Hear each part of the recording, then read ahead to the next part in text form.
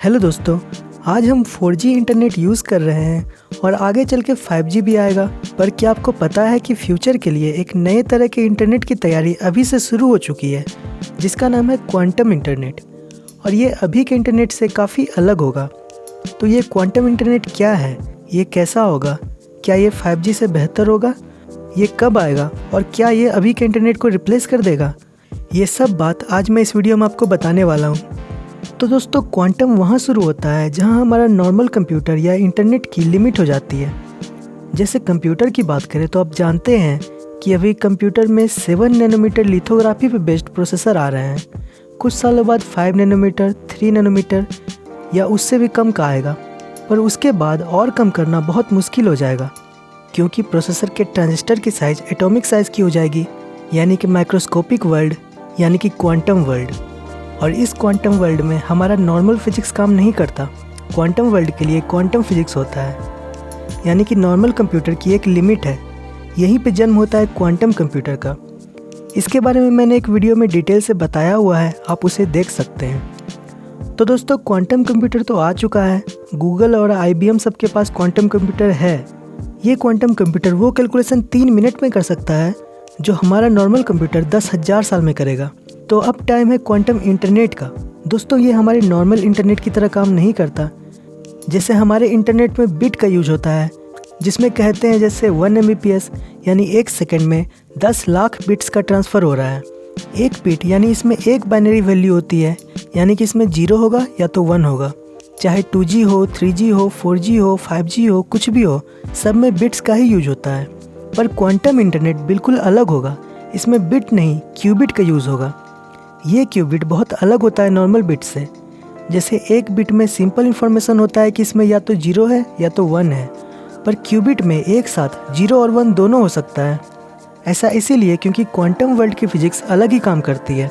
ये बिट को अगर गिरा हुआ सिक्का मान लें तो क्यूबिट घूमता हुआ सिक्का है। गिरे हुए सिक्के में हम जान सकते हैं कि इसमें हेड्स है या टेल है, यानी कि 0 या 1। पर घूमते हुए सिक्के में हम नहीं बता सकते कि इसमें 0 है या 1 है। ये एक टाइम में दोनों है। वैसा ही क्यूबिट होता है। ये जब तक शो नहीं होता तब तक 0 और 1 दोनों होता है। इसे हम सुपर इम्पोजिशन कहते हैं। तो क्वांटम इंटरनेट क्यूबिट पे काम करेगा। ये क्यूबिट क्वांटम फिजिक्स पे बेस्ड है, तो इसकी प्रॉपर्टीज़ भी बहुत इंटरेस्टिंग है। इतना कि जैसे आप 2 क्यूबिट को एक दूसरे से इंटरेक्ट कर देंगे तो दोनों एंटेंगल्ड हो जाएंगे, यानी कि दोनों एक दूसरे से कनेक्टेड हो जाएंगे। और हम इन दोनों को फिर कितना भी दूर कर दें, इन दोनों का कनेक्शन नहीं टूटेगा और ये एक जैसे एक्ट करेंगे। जैसे यहाँ कॉइन का एग्जांपल लें तो अगर 2 कॉइन को इंटेंगल कर दें तो एक में अगर हेड्स आएगा तो दूसरे में भी हेड्स आएगा। अब दोनों कॉइन को चाहे कितना भी दूर कर दें, वो कनेक्टेड ही रहेंगे और सेम रिजल्ट देंगे। तो ये है क्वांटम इंटेंगलमेंट, 2 क्यूबिट का एक दूसरे से कनेक्ट हो जाना। इसी क्वांटम इंटेंगलमेंट से क्वांटम टेलीपोर्टेशन भी पॉसिबल हो जाता है। जैसे मेरे पास एक क्यूबिट है और एक आपके पास क्यूबिट है, दोनों इंटेंगल्ड है, तो मैं अपने क्यूबिट में जो भी मैसेज डालूंगा वो आपका क्यूबिट आपको वही मैसेज शो करेगा। ऐसा चाइना ने प्रूव भी कर दिया है। उसने एक क्यूबिट सैटेलाइट में रखा और एक क्यूबिट धरती पर, और दोनों क्यूबिट इंटेंगल्ड थे और उनके जरिए मैसेज ट्रांसफ़र किया गया 1200 किलोमीटर की दूरी से, यानी कि मैसेज एक क्यूबिट से दूसरे क्यूबिट में टेलीपोर्ट हो गया। दोस्तों, क्यूबिट का ट्रांसफ़र एक जगह से दूसरी जगह फोटोन के रूप में किया जाता है, लाइट बीम के जरिए या फिर ऑप्टिकल फाइबर के जरिए। और इसकी कई प्रॉपर्टीज़ हैं, जैसे कि मैंने आपको बताया कि ये सुपर पोजिशन में रहता है, यानी घूमते सिक्के की तरह। और लास्ट में ये अपना वैल्यू दिखाता है कि ये 0 है या 1 है, यानी अगर इसे बीच में ही रोक दिया जाए तो ये गलत इन्फॉर्मेशन दिखा देगा। अगर 0 आना था तो 1 आ जाएगा। इससे सिक्योरिटी बढ़ेगी। जैसे अगर क्यूबिट का ट्रांसफ़र एक जगह से दूसरे जगह हो रहा हो और इसमें मैसेज है 0011 और बीच में ही हैकर ने इसे इंटरसेप्ट कर लिया, तो क्यूबिट का सुपर पोजिशन रुक जाएगा और ये गलत इन्फॉर्मेशन दिखा देगा, जैसे 0110।